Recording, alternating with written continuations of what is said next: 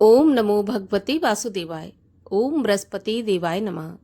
स्वागत है आप सभी का हमारे चैनल पर। आज के इस वीडियो में आप सुनेंगे बृहस्पतिवार व्रत की कथा। इसके अलावा हमारे चैनल पर आप सभी प्रकार की व्रत कथाएं और महात्म भी सुन सकते हैं। इसके लिए आपको केवल हमारे चैनल को सब्सक्राइब करके बेल आइकन पर क्लिक करना है। और आज की ये कथा अच्छी लगे तो एक लाइक अवश्य कर दीजिए, क्योंकि आपके लाइक से ही हमें पता चलता है कि आपको हमारा वीडियो पसंद आया है। तो चलिए अब प्रेम पूर्वक सुनते हैं बृहस्पतिवार व्रत की कथा। प्राचीन समय की बात है। भारत में एक राजा राज्य करता था। वह बड़ा प्रतापी और दानी था। वह नित्य प्रति मंदिर में भगवत दर्शन करने जाता था। वह ब्राह्मण और गुरु की सेवा भी किया करता था। उसके द्वार से कोई भी याचक निराश होकर नहीं लौटता था। वह प्रत्येक गुरुवार को व्रत रखता एवं पूजन करता था। हर दिन गरीबों की सहायता करता था। परंतु ये सब बातें उसकी रानी को अच्छी नहीं लगती थीं।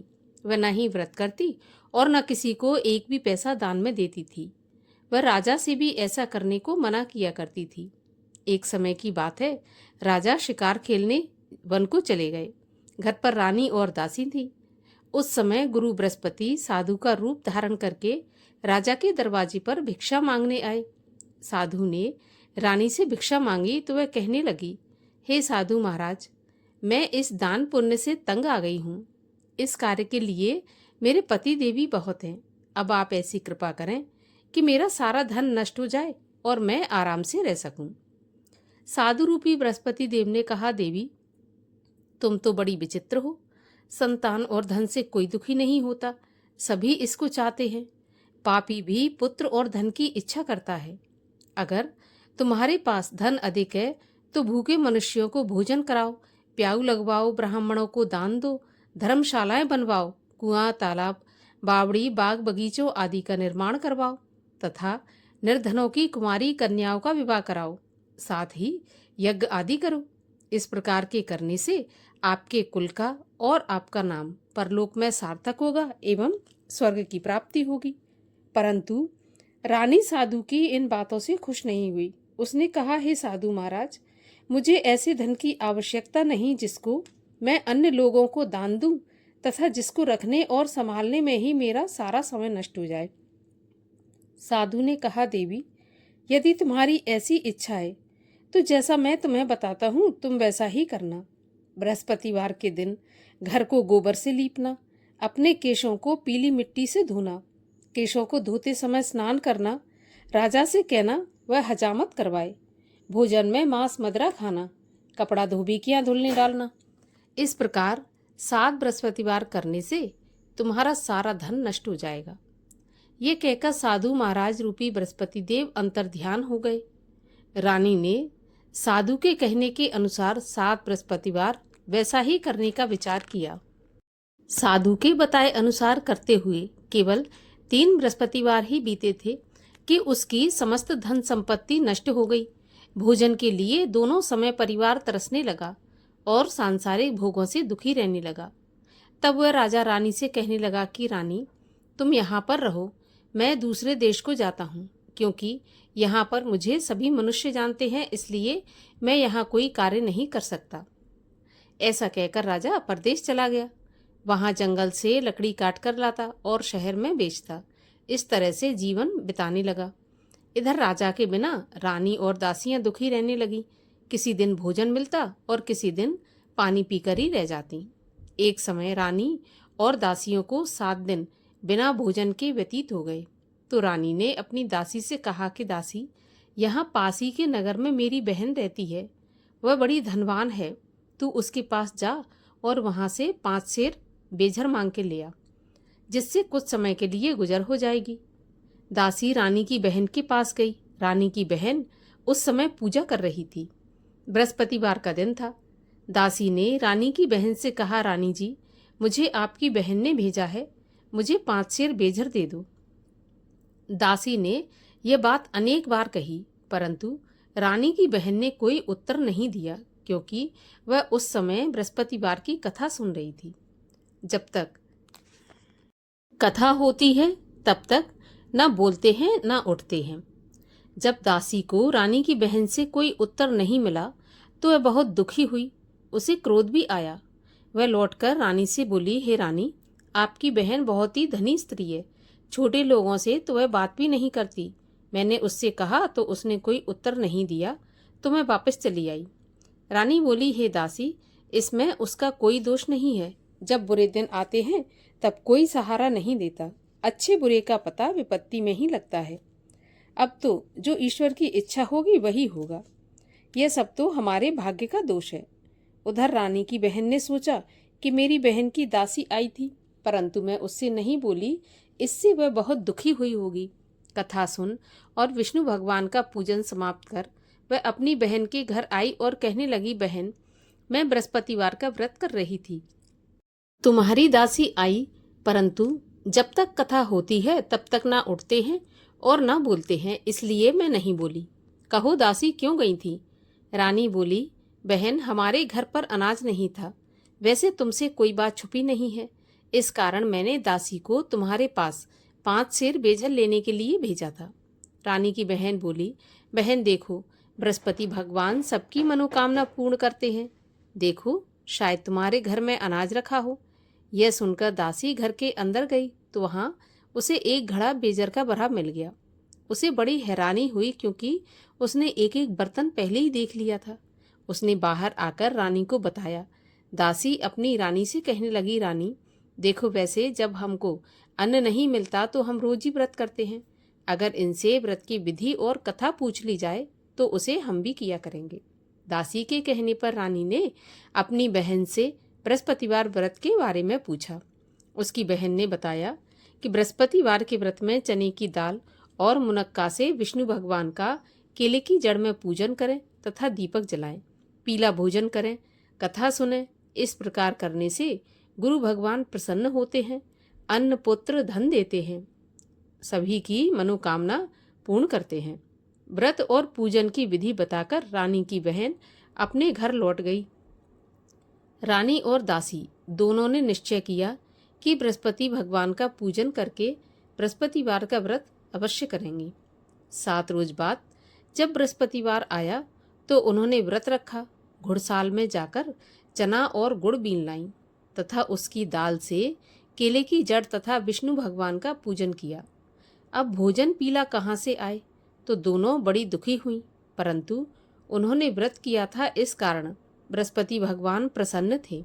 एक साधारण व्यक्ति के रूप में वे 2 थालों में सुंदर पीला भोजन लेकर आए और दासी को देकर बोले, दासी, यह भोजन तुम्हारे और रानी के लिए है, तुम दोनों करना। दासी भोजन पाकर बड़ी प्रसन्न हुई और रानी से बोली, रानी जी भोजन कर लो। रानी को भोजन आने के बारे में कुछ पता नहीं था, इसलिए वह दासी से बोली, जा तू ही भोजन कर, तू हमारी व्यर्थ में हंसी उड़ाती है। दासी बोली, एक व्यक्ति भोजन दे गया है।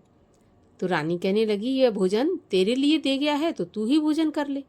दासी ने कहा, वह व्यक्ति हम दोनों के लिए 2 थालों में भोजन देकर गया है, इसलिए मैं और आप दोनों ही साथ साथ भोजन करेंगे।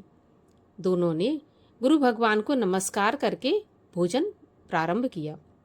उसके बाद से वे प्रत्येक बृहस्पतिवार को गुरु भगवान का व्रत और पूजन करने लगी। बृहस्पति भगवान की कृपा से उनके पास धन हो गया, परंतु रानी फिर पहले की तरह आलस करने लगी। तब दासी बोली, देखो रानी, तुम पहले भी इस प्रकार आलस करती थी, तुम्हें धन के रखने में कष्ट होता था, इस कारण सभी धन नष्ट हो गया। अब गुरु भगवान की कृपा से धन मिला है तो फिर तुम्हें आलस होता है। बड़ी मुसीबतों के बाद हमने यह धन पाया है, इसलिए हमें दान पुण्य करना चाहिए। भूखे मनुष्यों को भोजन कराओ, प्याऊ लगवाओ, ब्राह्मणों को दान दो, कुआं, तालाब, बावड़ी आदि का निर्माण कराओ, मंदिर, पाठशाला बनवाकर दान दो, कुंवारी कन्याओं का विवाह करवाओ, धन को शुभ कार्यों में खर्च करो, जिससे तुम्हारे कुल का यश बढ़े तथा स्वर्ग प्राप्त हो और पितृ प्रसन्न हो। दासी की बात मानकर रानी ने इसी प्रकार के कर्म करने प्रारंभ कर दिए। अब तो उसका काफी यश फैलने लगा। एक दिन रानी और दासी आपस में विचार करने लगी कि न जाने राजा किस दशा में होंगे, उनकी कोई खोज खबर नहीं है। गुरु भगवान से उन्होंने प्रार्थना की और भगवान ने रात्रि में राजा को सपने में कहा कि राजा उठ, तेरी रानी तुझको याद करती है, अब अपने देश को लौट जा। राजा प्रातःकाल उठा। यह विचार करने लगा कि स्त्री जाति खाने और पहनने की ही साथी होती है, पर भगवान की आज्ञा मानकर वह अपने नगर को चलने के लिए तैयार हुआ। जब राजा परदेश गया तो परदेश में बहुत दुखी रहने लगा था। प्रतिदिन जंगल से लकड़ी बीन कर लाता और उसे शहर में बेचकर अपने दुखी जीवन को बड़ी कठिनता से व्यतीत करता था। एक दिन राजा दुखी होकर अपनी पुरानी बातों को याद करके रोने लगा। उस जंगल में बृहस्पति देव एक साधु का रूप धारण करके आए और राजा के पास आकर बोले, हे लकड़हारे, तुम इस सुनसान जंगल में किस चिंता में बैठे हो, मुझे बताओ। यह सुनकर राजा के नेत्रों में जल भर आया और साधु की वंदना करके बोला, हे प्रभु, आप सब कुछ जानने वाले हैं। इतना कहकर राजा ने साधु को अपनी संपूर्ण कहानी सुना दी। महात्मा दयालु होते हैं। वे राजा से बोले, हे राजा, तुम्हारी पत्नी ने बृहस्पति देव के प्रति अपराध किया था, जिसके कारण तुम्हारी ऐसी दशा हुई। अब तुम किसी प्रकार की चिंता मत करो, भगवान तुम्हें पहले से अधिक धन देंगे। देखो, तुम्हारी पत्नी ने बृहस्पतिवार का व्रत प्रारंभ कर दिया है। अब तुम भी बृहस्पतिवार का व्रत करके चने की दाल व गुड़ जल के लोटे में डालकर केले का पूजन करो, फिर कथा कहो या सुनो, भगवान तुम्हारी सभी कामनाओं को पूरा करेंगे।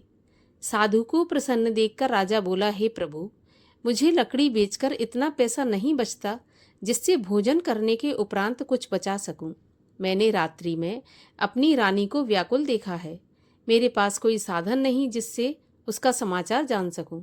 फिर मैं बृहस्पति देव की क्या कहानी कहूं, यह भी मुझको मालूम नहीं है। तब साधु ने कहा, हे राजा, तुम किसी बात की चिंता मत करो। बृहस्पतिवार के दिन तुम रोज की तरह लकड़ियां लेकर शहर में जाना।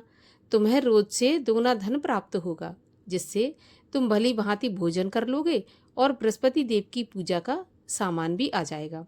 और बृहस्पति देव की कहानी इस प्रकार से है। प्राचीन काल में एक बहुत निर्धन ब्राह्मण था। उसकी कोई संतान नहीं थी। वह नित्य पूजा पाठ करता, परंतु उसकी स्त्री बहुत मलिनता के साथ रहती थी। वह न स्नान करती, न किसी देवता का पूजन करती। प्रातःकाल उठते ही सर्वप्रथम भोजन करती, बाद में कोई अन्य काम करती थी। ब्राह्मण देवता बहुत दुखी रहते थे। पत्नी को बहुत समझाते, किंतु उसका कोई भी परिणाम नहीं निकलता। भगवान की कृपा से ब्राह्मण की स्त्री के कन्या उत्पन्न हुई। वह कन्या अपने पिता के घर में बड़ी होने लगी। वह बालिका प्रातः स्नान करके भगवान विष्णु का जप करती और बृहस्पतिवार का व्रत भी करने लगी थी। पूजा पाठ समाप्त करके स्कूल जाती तो अपनी मुट्ठी में जौ भर के ले जाती और पाठशाला के मार्ग में डालती जाती। वही जौ स्वर्ण के हो जाते तो लौटते समय उनको बीनकर घर ले आती। एक दिन वह बालिका सूप में उन सोने के जौ को फटक कर साफ कर रही थी। तभी उसकी माँ ने देख लिया और कहा, बेटी, सोने के जौ को फटकने के लिए सोने का सूप होना चाहिए। अगले दिन गुरुवार था। इस कन्या ने व्रत रखा और बृहस्पति देव से प्रार्थना करके कहा कि प्रभु, यदि मैंने सच्चे मन से आपकी पूजा की हो तो मुझे सोने का सूप दे दो। बृहस्पति देव ने उसकी प्रार्थना स्वीकार कर ली। रोजाना की तरह वह कन्या जौ फैलाती हुई स्कूल चली गई। स्कूल से लौटकर जब वह जौ बीन रही थी तो बृहस्पति देव की कृपा से उसे सोने का सूप मिला। उसे वह घर ले आई और उसमें जौ साफ करने लगी, परंतु उसकी माँ का वही ढंग रहा। एक दिन की बात है, वह कन्या सोने के सूप में जौ साफ कर रही थी। उसी समय उस नगर का राजकुमार वहां से होकर निकला। इस कन्या के रूप और कार्य को देखकर उस कन्या पर मोहित हो गया। राजमहल आकर भोजन तथा जल त्याग कर उदास होकर लेट गया। राजा को जब राजकुमार के द्वारा अन्न जल त्यागने का समाचार ज्ञात हुआ तो अपने मंत्रियों के साथ अपने पुत्र के पास गए और बोले, बेटा, तुम्हें किस बात का कष्ट है? किसी ने अपमान किया है अथवा कोई और कारण है तो मुझे बताओ, मैं वही करूँगा जिससे तुम्हें प्रसन्नता हो। राजकुमार ने अपने पिता की बातें सुनी तो वह बोला, मुझे आपकी कृपा से किसी बात का दुख नहीं है। किसी ने मेरा अपमान नहीं किया, परंतु मैं उस लड़की के साथ विवाह करना चाहता हूँ जो सोने के सूप में जौ साफ कर रही थी। यह सुनकर राजा आश्चर्य में पड़ गया और बोला, बेटा, इस तरह की कन्या का पता तुम ही लगाओ, मैं उसके साथ तुम्हारा विवाह अवश्य ही करवा दूंगा। राजकुमार ने राजा को उस लड़की के घर का पता बतलाया। तब मंत्री उस लड़की के घर गया और राजा का आदेश ब्राह्मण को सुनाया।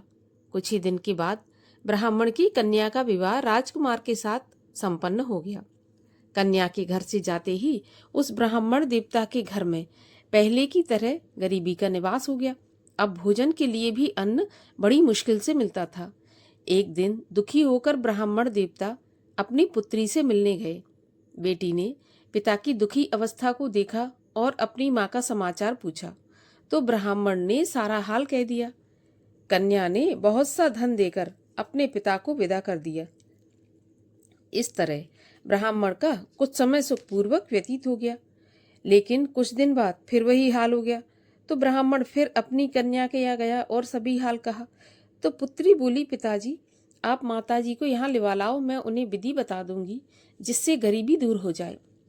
ब्राह्मण देवता अपनी स्त्री को साथ लेकर राजमहल अपनी पुत्री के पास पहुंचे तो पुत्री अपनी माँ को समझाने लगी कि माँ, तुम प्रातःकाल प्रथम उठकर स्नान आदि करके विष्णु भगवान का पूजन करो तो सब दरिद्रता दूर हो जाएगी।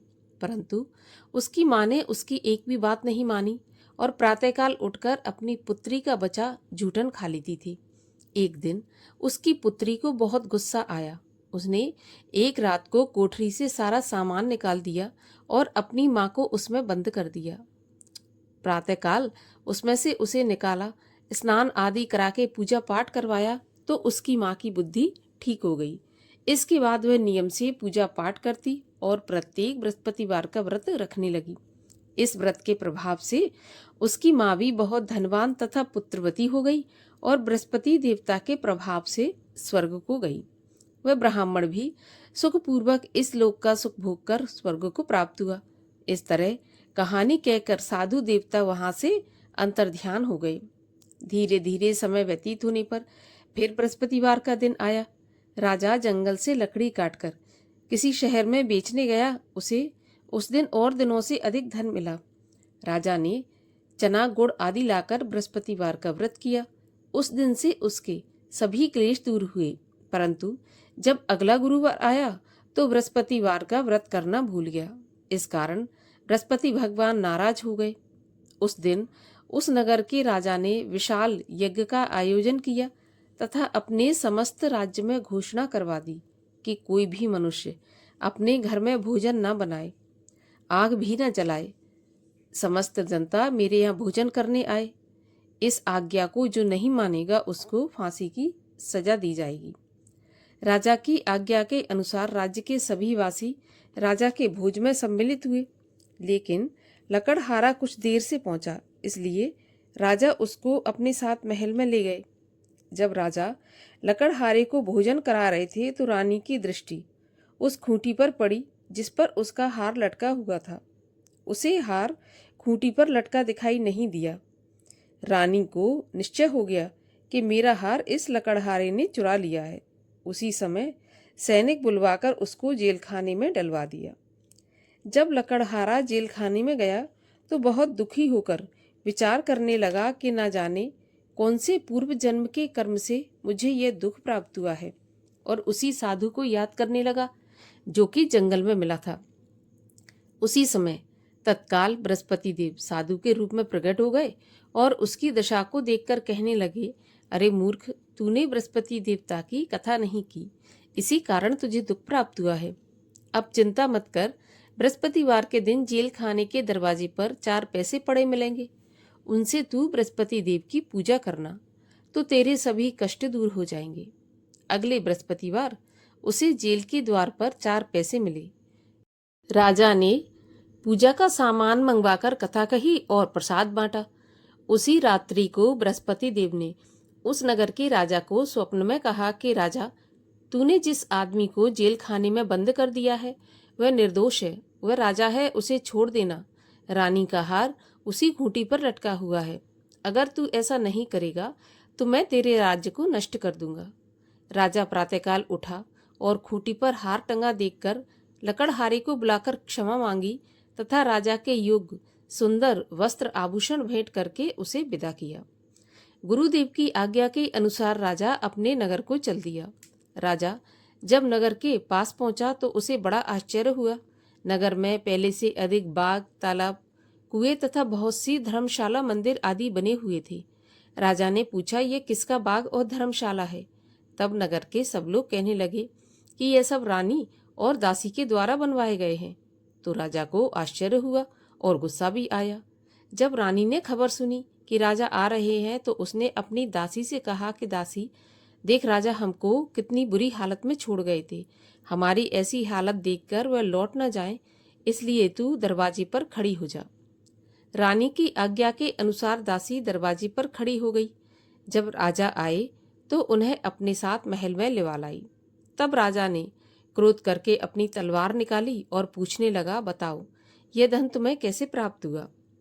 तब रानी ने बताया, हमें यह धन बृहस्पति देव के व्रत के प्रभाव से प्राप्त हुआ है। तो राजा ने निश्चय किया कि 7 रोज बाद तो सभी बृहस्पति देव का पूजन करते हैं, परंतु मैं रोजाना दिन में 3 बार कथा कहा करूंगा तथा रोज व्रत किया करूंगा। अब हर समय राजा के दुपट्टे में चने की दाल बंधी रहती तथा दिन में 3 बार कथा कहता। एक दिन राजा ने विचार किया कि चलो अपनी बहन के यहाँ हो आऊं। इस तरह निश्चय कर राजा घोड़े पर सवार हो अपनी बहन के यहाँ चल दिया। मार्ग में उसने देखा कि कुछ आदमी एक मुर्दे को लिए जा रहे हैं। उन्हें रोककर राजा कहने लगा, अरे भाइयों, मेरी बृहस्पति देव की कथा सुन लो। वे बोले, लो, हमारा तो आदमी मर गया, इसको अपनी कथा की पड़ी है। परंतु कुछ आदमी बोले, अच्छा कहो, हम तुम्हारी कथा भी सुनेंगे। तो राजा ने दाल निकाली और कथा कहनी शुरू कर दी। जब कथा आधी हुई थी तो मुर्दा हिलने लगा और जब कथा समाप्त हुई तो वह मुर्दा राम राम करके उठकर खड़ा हो गया। राजा आगे बढ़ा। उसे चलते चलते शाम हो गई। आगे मार्ग में उसे किसान खेत में हल चलाता मिला। राजा उससे बोला, अरे भैया, मेरी बृहस्पतिवार की कथा सुन लो। किसान बोला, जब तक मैं तेरी कथा सुनूंगा तब तक 4 हरैया जोत लूंगा। जा अपनी कथा किसी और को सुनाना। राजा आगे चलने लगा। राजा के हटते ही बैल पछाड़ खाकर गिर गए तथा किसान के पेट में बहुत जोर से दर्द होने लगा। उसी समय किसान की पत्नी रोटी लेकर आई। उसने जब यह देखा तो अपने पुत्र से सभी हाल पूछा और बेटे ने सभी हाल बता दिया। तो बुढ़िया दौड़ी दौड़ी उस घुड़सवार के पास गई और उससे बोली, मैं तेरी कथा सुनूंगी, तू अपनी कथा मेरे खेत पे चलकर ही कहना। राजा ने लौटकर बुढ़िया के खेत पर जाकर कथा कही, जिसके सुनते ही बैल खड़े हो गए तथा किसान के पेट का दर्द भी बंद हो गया। राजा अपनी बहन के घर पहुंच गया। बहन ने भाई की खूब मेहमानी की। दूसरे दिन प्रातःकाल राजा जगा तो वह देखने लगा कि सब लोग भोजन कर रहे हैं। तो राजा ने अपनी बहन से पूछा कि ऐसा कोई मनुष्य है जिसने भोजन नहीं किया हो, जो मेरी बृहस्पतिवार की कथा सुन ले। तो बहन बोली, भैया, यह देश ऐसा ही है। पहले यहाँ के लोग भोजन करते हैं, बाद में अन्य काम करते हैं। अगर कोई पड़ोस में हो तो मैं देख कर आती हूँ। ऐसा कहकर बहन देखने चली गई, परंतु उसे कोई ऐसा व्यक्ति नहीं मिला जिसने भोजन नहीं किया हो। अतः वह एक कुम्हार के घर गई जिसका लड़का बीमार था। उसे मालूम हुआ कि उसके यहाँ 3 दिन से किसी ने भोजन नहीं किया। रानी ने अपने भाई की कथा सुनने के लिए कुम्हार से कहा तो वह तैयार हो गया। राजा ने जाकर बृहस्पतिवार की कथा कही, जिसको सुनकर उसका लड़का ठीक हो गया। अब तो राजा की प्रशंसा होने लगी। एक दिन राजा ने अपनी बहन से कहा, बहन, मैं अपने घर को जाऊंगा, तुम भी तैयार हो जाओ। राजा की बहन ने अपनी सास से अपने भाई के साथ जाने की आज्ञा मांगी तो सास बोली, चली जा, परंतु अपने लड़कों को मत ले जाना, क्योंकि तेरे भाई की कोई संतान नहीं होती। बहन ने अपने भैया से कहा, भैया, मैं तो चलूंगी पर कोई बालक नहीं जाएगा। राजा बोला, जब कोई बालक नहीं जाएगा तो तुम क्या करोगी? बड़े दुखी मन से राजा अपने नगर को लौट आया। राजा ने अपनी रानी से कहा, हम निर्वंशी राजा हैं, हमारा मुंह देखने का भी धर्म नहीं है। वह बिना भोजन आदि किए शैया पर लेट गया। तब रानी बोली, प्रभु, बृहस्पति देव ने हमें सब कुछ दिया है तो वे हमें संतान भी अवश्य देंगे। उसी रात को बृहस्पति देव ने राजा को स्वप्न में कहा, राजा उठ, सभी सोच त्याग दे, तेरी रानी गर्भवती है। राजा को यह जानकर बड़ी खुशी हुई। 9वें महीने रानी के गर्भ से एक सुंदर पुत्र पैदा हुआ। तब राजा बोला, रानी, स्त्री बिना भोजन के रह सकती है, बिना कहे नहीं रह सकती। जब मेरी बहन आए तो तुम उससे कुछ कहना मत। तो रानी ने सुनकर हाँ कर दिया। जब राजा की बहन ने यह शुभ समाचार सुना तो बहुत खुश हुई तथा बधाई लेकर अपने भाई के यहाँ आई। तभी रानी ने कहा, घोड़ा चढ़ाकर नहीं आई, गधा चढ़ी आई। राजा की बहन बोली, भाई, मैं इस प्रकार न कहती तो तुम्हें औलाद कैसे मिलती। बृहस्पति देव ऐसे ही हैं, जैसी जिसके मन में कामना है सभी को पूर्ण करते हैं। जो सद्भावना पूर्वक बृहस्पतिवार का व्रत करता है एवं कथा पढ़ता है अथवा सुनता है और दूसरों को सुनाता है, बृहस्पति देव उसकी सभी मनोकामना पूरी करते हैं। बृहस्पति देव उनकी सदैव रक्षा करते हैं। जो संसार में सद्भावना से गुरुदेव का पूजन एवं व्रत सच्चे हृदय से करते हैं, उनकी सभी मनोकामनाएं पूर्ण होती हैं। जैसी सच्ची भावना से रानी और राजा ने बृहस्पति देव की कथा का गुणगान किया तो उनकी सभी इच्छाएं बृहस्पति देव ने पूर्ण की थीं। इसलिए सबको कथा सुनने के बाद प्रसाद लेकर जाना चाहिए। हृदय से उनका मनन करते हुए जयकारा बोलना चाहिए। बोलिए बृहस्पति देव की जय। बृहस्पति देव की आरती। ओम जय बृहस्पति देवा, स्वामी जय बृहस्पति देवा। छिन छिन भोग लगाऊं, कदली फल मेवा। ओम जय बृहस्पति देवा। तुम पूरन परमात्मा, तुम अंतर्यामी। जगत पिता जगदीश्वर, तुम सबके स्वामी। ओम जय बृहस्पति देवा। चरणामृत निज निर्मल, सब पातक हरता। सकल मनोरथ दायक, कृपा करो भरता। ओम जय बृहस्पति देवा। तन मन धन अर्पण कर, जो जन शरण पड़े। प्रभु प्रकट तब होकर, आकर द्वार खड़े। ओम जय बृहस्पति देवा। दीन दयाल दया निधि, भक्तन हितकारी। पाप दोष सब हरता, भव बंधन हारी। ओम जय बृहस्पति देवा। सकल मनोरथ दायक, सब संशय हारो। विषय विकार मिटाओ, संतन सुखकारी। ओम जय बृहस्पति देवा। जो कोई आरती प्रभु की, प्रेम सहित गावे। जेठानंद आनंद कर, सो निश्चय पावे। ओम जय बृहस्पति देवा। बोलो विष्णु भगवान की जय। बोलो बृहस्पति देव भगवान की जय।